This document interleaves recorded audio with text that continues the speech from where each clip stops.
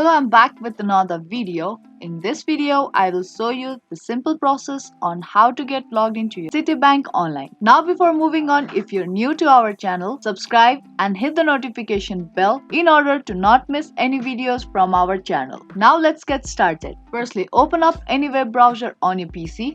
Now there search for citibank.com and press enter on your keyboard.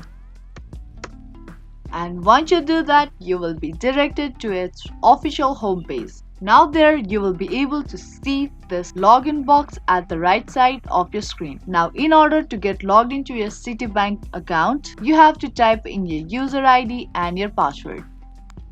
Now if you want your username to be remembered whenever you visit this link, then you can tick this box. If you're using a public computer, then uncheck this button. And if in case you have either forget your username or your password, you can retrieve it by tapping on this forget user ID or password link. Now if you're done with typing in your credentials correctly, tap on sign on button.